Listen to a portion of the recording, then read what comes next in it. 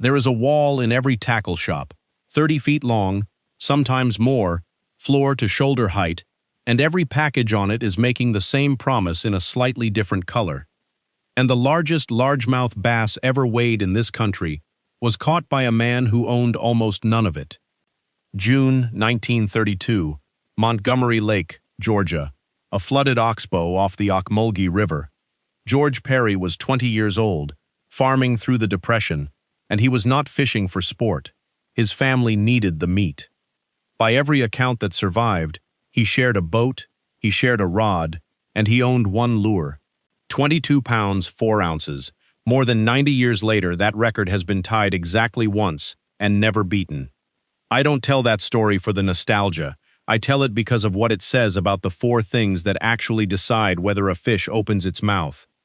There's an old formula that's been passed around American fishing for 50 years. Fish plus location plus presentation equals success. Choose the species, find the place, deliver the thing, do it at the right time. Now look back at that wall. Only one of those pieces has a barcode. That's not a conspiracy. It's accounting. A shop can sell you presentation in a blister pack. It cannot sell you the wind direction, the water temperature, or the fact that you're standing in the wrong spot. So here's what we're doing. 7 species: bluegill, crappie, largemouth bass, channel catfish, walleye, northern pike, and stalked rainbow trout. For each one, what to feed it, where it actually lives, and one adjustment that costs nothing. And near the end, I'll give you the free question that beats every best bait list ever printed, including this one. I've watched anglers work the same shoreline for years and change exactly one thing when it goes quiet: the bait. New color, new package, same spot, same depth, same hour. Then they drive home and say the fish weren't biting. The fish were biting. Somewhere. Let's go find them. Start with the bluegill, because the bluegill is where almost every American angler started, and almost nobody ever goes back and looks at it properly. The standard advice says, fish the weeds. That's fine. But here's the part that took biologists a long argument to settle, and it explains why every bluegill you catch is the size of a coaster. Through a run of Michigan pond and lake studies in the 1980s, researchers kept landing on the same uncomfortable finding. Bluegill weren't sitting in the vegetation because the best food was there. Open water often held richer, easier prey. They were sitting in the weeds because that's where the bass couldn't reach them. Fear was setting the address, not appetite. And that's the payoff. A small bluegill has to hide. A big one doesn't. Once a bluegill gets wide enough that a bass can't fold it into its mouth, it's free to go feed where the food actually is. Out on the edge, a little deeper, past where everybody's grandkids are dunking worms. So if you keep catching palm-sized fish, stop casting into the salad. Move your float out to the outside face of that weed bed and set it a foot or two deeper than feels right. That's the entire adjustment. Rig it simple. A piece of crawler the size of a pencil eraser on a size 8 or 10 hook. Then do the thing nobody wants to do. Go smaller on the float, not the bait. The smallest float that will still suspend your hook. A big round bobber gives a bluegill something to pull against, and a bluegill that feels resistance lets go before you ever see it move. That's not a fish refusing your bait. That's a fish taking your bait and putting it back. And the free one. Stop walking heavy. Shallow water carries footfall better than most anglers believe. Stand 3 steps back from the edge and cast to where you would have been standing. Nobody has ever figured out how to package standing farther back. Crappie next. And crappie punish one specific mistake harder than any other fish in fresh water. Look at a crappie's face. The eye rides high, the mouth tips upward. That isn't decoration. That's a job description. A crappie is built to hunt against the light, looking up, silhouetting whatever swims over the top of it. Which means the most common crappie mistake in America is fishing underneath the school. You let the jig sink to the bottom, and you spend the afternoon presenting a meal to fish that are physically oriented the wrong way to see it. So your jig should be above them. Always. When you're unsure, go too high. A crappie will come up 8 feet for a small bait. It will very rarely come down 2. The method is a countdown, but written down. Cast, and count while it sinks. 3, 5, 7, 9. You are not measuring feet. You're building a repeatable setting you can return to on purpose instead of by accident. The moment one of those numbers produces a fish, write it on the back of your hand. That number is the day's ceiling. Now the part that gets skipped. Crappie school by size. If your first 4 are all short of your palm, the bigger ones usually aren't gone. They're a little deeper, or hanging off the outside corner of the same brush, away from the crowd. Add 2 to your count, and change your casting angle. Don't change the lake. And the cheap edge is line diameter. 4-pound test instead of 8 lets a light jig fall slower and hang longer at the level you just found. You didn't buy a better jig, you bought a slower one, for about $4. A countdown is free, a spool of lighter line is $4. Neither one gets a display at the end of the aisle. Now the largemouth. Stay with me on this one, because it puts words to something a lot of us have felt and never been able to explain. You know that pond that used to be good. Same water, same weeds, same everything. And now you can throw at it all afternoon for one short strike. The easy explanation is that somebody fished it out. Here's the harder explanation. It comes from a small research lake in Illinois. Starting in the 1970s, fisheries scientists there ran an experiment no tackle company would ever have funded. They caught bass by angling, and they sorted them by how easily they got caught. The ones that ate readily in one group, the ones that almost never did in another. Then they bred those 2 groups separately, generation after generation, decades of it. The offspring inherited it. The line bred from easy-to-catch parents kept getting caught. The line bred from hard-to-catch parents stayed hard to catch. Vulnerability to a hook turned out to be, at least in part, heritable.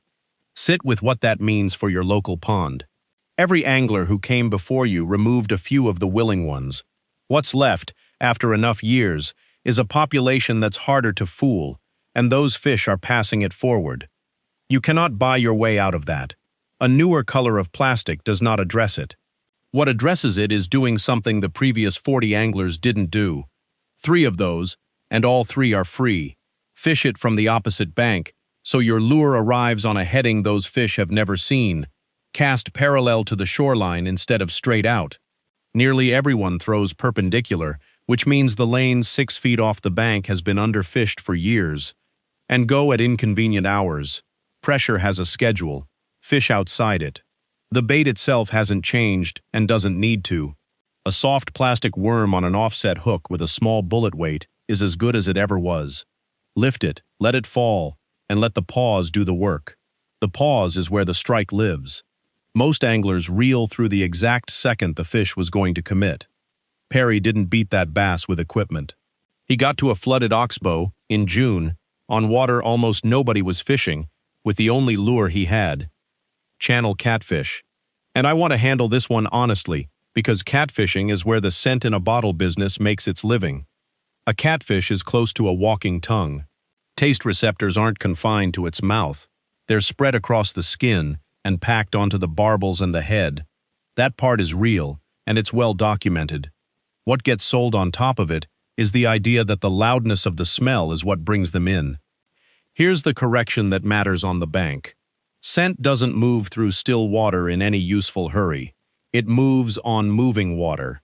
So the question was never how strong your bait smells. It's whether the water is carrying that smell into a lane a catfish is already traveling. Find the moving water, a creek inflow after a rain, the wind-blown corner of a pond where a steady breeze has pushed a surface current for hours, the downstream side of a bridge piling. Put the bait up current of the travel lane and let the water do your advertising for you. Timing matters just as much. In the heat of summer, the deep middle of a pond can go thin on oxygen, and catfish move up shallow after dark to feed where the water is breathable. 8 feet of dark water at 10 at night beats 25 feet of dead water at noon for most of July. And the cheap edge, where your state allows it, fresh-cut bait taken from that same water will outfish most of what comes in a jar. A bluegill you caught an hour ago is the exact protein those catfish are already eating. It has no shelf life, no barcode, and no way to be repackaged next spring. which is precisely why nothing on that 30-foot wall will ever mention it. Check your regulations first. States differ on which species can be used for cut bait, on size limits, and on whether you can use bait from one water in another. And never move live bait or live fish between bodies of water. That's how lakes get ruined permanently. Rig it with a slip sinker above a swivel, a short leader, and a circle hook with the point left uncovered. When the rod loads, don't swing. Reel until it goes heavy. The circle does the rest. Walleye. Everyone tells you dawn and dusk. Everyone is right. And almost nobody tells you the second half of it. A walleye's eye has a reflective layer sitting behind the retina, the same layer that makes a deer's eyes flare in your headlights. It's a light amplifier. It hands a walleye a real advantage in dim water, and it also means bright, clear conditions are genuinely uncomfortable for that fish. Dawn and dusk are one way to get dim water. Here's the other, and it's available at noon. Wind. When a steady wind piles into a shoreline for a few hours, it stirs the shallows, clouds the water, cuts light penetration, and stacks drifting food against that bank. Old hands on Erie and on the Dakota reservoirs have a name for that chop, and they do not fish the calm side. That's the part that stays with me.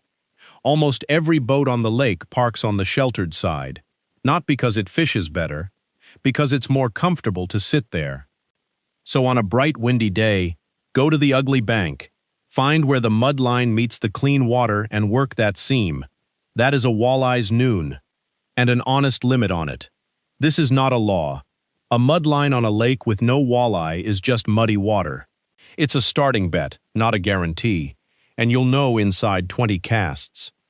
Presentation is a quarter-ounce jig with soft plastic or a piece of crawler, cast into the wind-blown edge and worked back on a slow drop and lift so it kisses bottom occasionally, and no more than that. If you're grinding rock every second, you're too heavy. If you never touch, you're too light. Nobody sells wind. Northern pike. This one answers a complaint I hear every single August. The bay's full of hammer handles. 20 small pike, no big ones, and the assumption is that somebody kept them all. Decades of Ontario research on pike habitat point at something simpler and colder. Pike have a preferred temperature band, roughly the mid to upper 60s, and large pike are less tolerant of warm water than small ones. A big fish carries more body for the same set of gills, and warm water holds less oxygen. The math stops working for her before it stops working for the little ones. So in midsummer, that shallow bay isn't holding your big fish. It's holding the fish that can still afford to be there. Which means in July and August, you quit the bay. Find the deepest edge where the weeds are still green. Green means living plants, and living plants mean the water there is still cool enough and oxygenated enough. Or find a spring seep, or the mouth of a cold tributary. That's the address. And the free tool here is a stream thermometer. $10 on a string. 2 or 3 readings around a lake will tell you more about where the big pike are than an entire afternoon of casting will. Handle them carefully. Pike have teeth and gill plates that will open your hand. Long-nose pliers, a wet hand, and support a heavy fish horizontally. Never hang a big pike vertically by the jaw. In warm water, the release matters more than the photograph. For bait, a large soft plastic or a big spoon. And the free adjustment is the pause. Add a 2-count dead stop at the end of every retrieve, right at the boat or right at the bank, following pike commit when the thing stops running. And the 7th, stocked rainbow trout, because millions of Americans fish for trout that arrived on a truck, and almost nobody accounts for what that means. A hatchery trout spent its entire life eating one thing, small, uniform pellets that appeared at the surface and drifted down through the water. It has never chased a minnow in its life. For the first week or two after stocking, it is still looking for that pellet. So small, round, and drifting beats big and flashy in those first weeks. A single salmon egg, a small dough bait, or a piece of worm no longer than your thumbnail, drifting naturally on light line with the smallest split shot that gets it down. Don't retrieve it. Let it travel. Then a second thing happens that hardly anyone adjusts for. After 2 or 3 weeks, The survivors start eating what's genuinely in that stream, and the pellet trick quietly stops working. That's your cue to switch to small nymphs, small spinners, and the current seams. And don't fish where the truck stopped. Everyone fishes where the truck stopped. Trout disperse, usually downstream, toward the first good seam, the first shaded undercut, the first deep pocket below a riffle. Walk 10 minutes past the last parked car. One more thing on trout, and it matters. Rainbows get into real trouble as water warms. Several western states restrict or close fishing when stream temperatures sit in the low 70s for consecutive days, because a trout released into warm water often doesn't survive being released. Carry that $10 thermometer here too. If the water is running above the high 60s, fish early, or fish somewhere else. Nobody is going to enforce that on you at the bank. It's just the difference between an angler and a tourist. All right, I told you there was a free question that beats every best bait list. Here it is. Everything I've given you so far is a default, a reasonable opening bet for a fish you can't see. But the fish in front of you don't eat defaults. They eat whatever has been abundant and easy in that specific water for the last 2 or 3 weeks.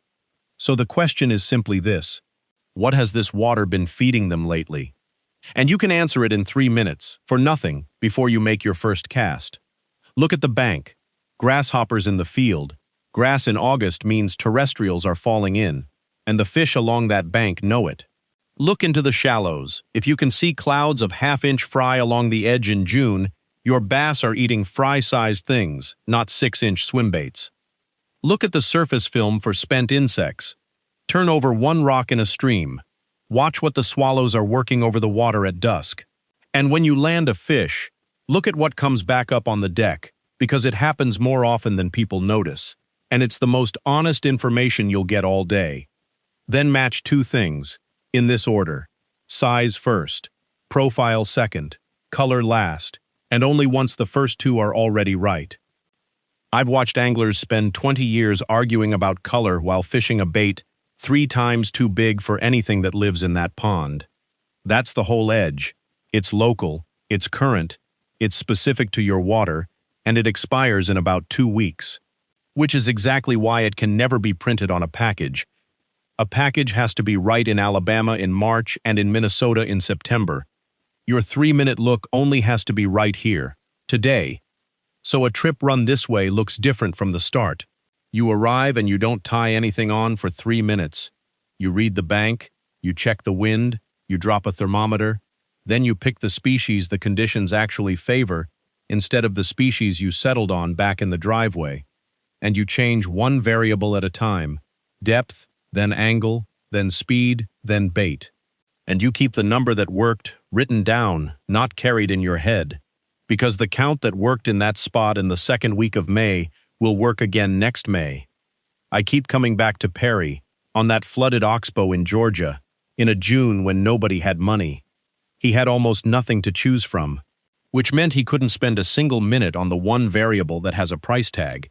He spent all of it on the 3 that don't: where he went, when he went, and what the water was doing when he got there. There's something in that for those of us with a garage full of tackle we bought hoping it would turn out to be the answer. The answer was never on the wall. It was in the 3 minutes we never took. The fish are still out there. They're just not where the packaging said they'd be. Wherever you fish, check your state and local regulations before you go. Seasons, limits, legal baits, and the rules about moving bait or fish between waters change from state to state, and they change from year to year. And something to sit with before your next trip. If 7 species have 7 different addresses, how many of those addresses are already on water you drive past every week and never stop at?